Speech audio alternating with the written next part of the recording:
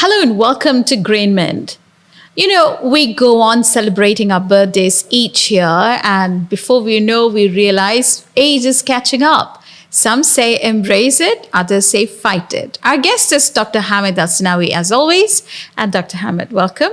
Thank you, Lakshmi. Thank you for the invitation. And what do you say? Embrace it or fight it? You'll have to embrace it. I mean, you can't fight it. It's a natural part of life. We all go through different phases, and aging is inevitable. Nobody can live young forever.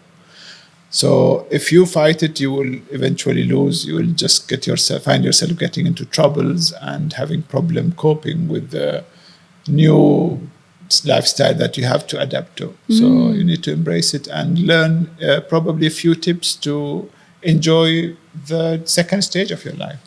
Does this take time or effort, or is it a natural process for most people? It varies. Some people are very clingy. They cling to the fact that they don't want to feel that's why probably the recent advances in technology, the filters, the social media. Yes. Everybody wants to stay young.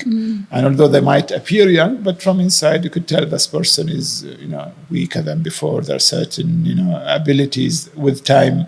It's natural that the body's function kind of reduces. The person might not be able to walk the same distance. They might not be able to stay up for long hours.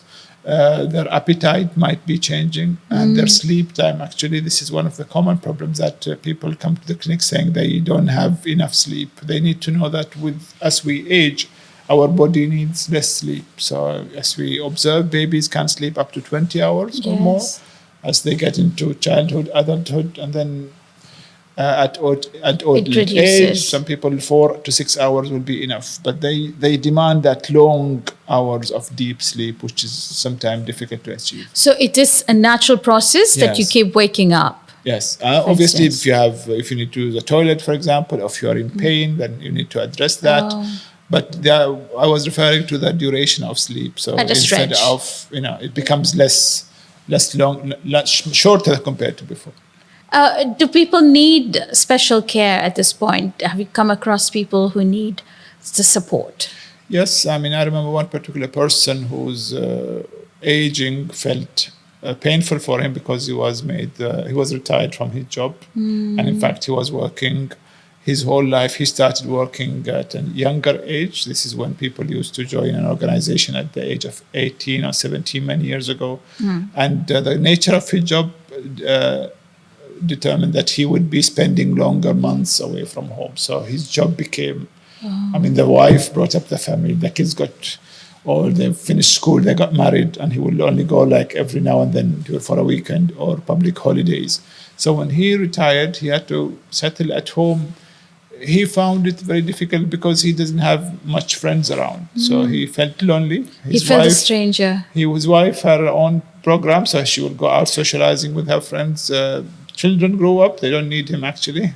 So he felt that something was taken away from him. And initially he kept visiting his workplace, but then it didn't feel the same.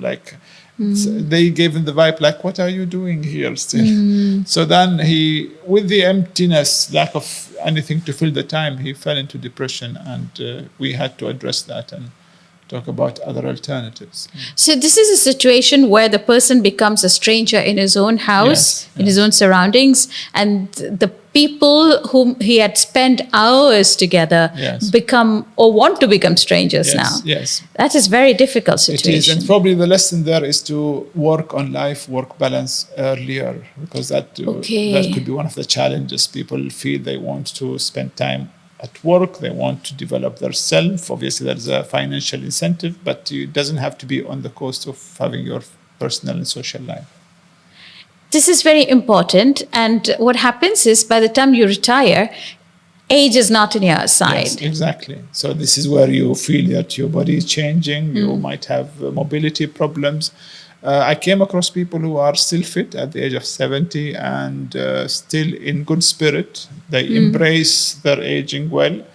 I think one particular person invested in hobbies, so he continued to do what he loved to do. He loved to do talks and give seminars and presentation, and he volunteered. So he had enough money from his retirement, but he wanted something. The time to be consumed. Time to be consumed, and also something that he enjoys doing, to feel valued. One of the things that elderly people often suffer from is that they don't feel appreciated. Right. Especially in some organization, there is more emphasis in empowering the younger generation. So you might feel like you have expiry date has arrived. For some people, having to get into old age, it means that you revisit your values in life, what is important for you. Some people have this philosophical question. If I have to relive my life, did I make the right choices? What am I going to do? Have I added value to the community? So I think it's very important point you raised up, saying expiry date. Yes. I think a lot of people go through this and they've developed a complex too. Exactly. Yeah. So and in between they're lost again because they don't realize if they have it in them to reinvent themselves. Exactly. Rebranding. Yes. But this is the only way to move forward. Exactly. And also become realistic, because for some people, too much work might be unhealthy, because you need time to relax, and that need to feeling that you have to save more and more money sometimes comes at a much bigger cost. Right.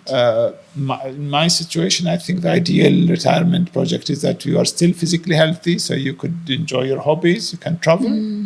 Traveling is very useful, whether you want to travel with your wife or children, or you want to travel with a group of friends. And in fact, the business is booming in terms of alternatives for kind of cheaper, affordable holidays package where people can go and meet new people, make new friends, discover new places, and come back, recharge their batteries, and continue enjoying the life. Traveling is the end thing, and I've realized people even build homes after retirement, even in other countries. Yes, that's fine if they have enough money. That's why not? If they've been doing well throughout their career. Is this something to do with freshness of the environment, or would you call it a middle-age crisis? Because some people want to do a complete makeover, have a different car. Yes, I mean, if you talk about changing cars or changing your looks, yes, some people can attribute that to the life crisis, where you feel like you're approaching that time of your life where you question whether you've spent your previous years in a well good way. Or not. Exactly. Yes. For some, it's a transition, but for some, maybe they discovered new hobbies. And so, without being judgmental, I think if it is within certain limit and it's doing properly, why not? So if we were to, before we wrap up, look at different ways, 5 different ways at least, to prepare yourself and go through that mental change as a physic changes too. Yeah. So acknowledge that aging is part of life. You can do nothing about it. Be positive about it. So don't just think about the illness part, the loneliness part. So instead of that, maybe start having a more healthy lifestyle from the beginning. So regular exercise, sleeping adequately, taking healthy food, drinking plenty of water, spending time in nature when the weather allows. So because most of the days we feel people attracted to their mobile phone now with social media consuming. For some people, this obsession to follow news is detrimental to their mental health, because sometimes the news might be unpleasant about wars, about poverty, about hurricanes, so they feel consumed. So again, switching off from social media would be useful. Enjoy short trips. It doesn't have to cost you a lot. Get connected with people who are positive, because if you are around with people who are always looking at the negative or the empty half of the cup, as we say, that might infect you in a sense. So being with positive people is good for your mental health. And does it help to be around different age groups?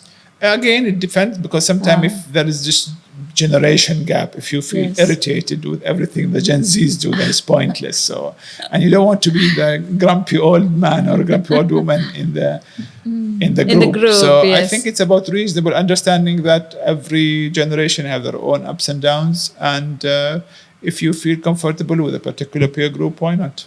Okay, great. On that note, that's looking at age and the process of aging and us accepting it for our mental health. Thank you for joining us, Dr. Hamed Al Sinawi. Thank you indeed for your time and your expertise as always. Thank you.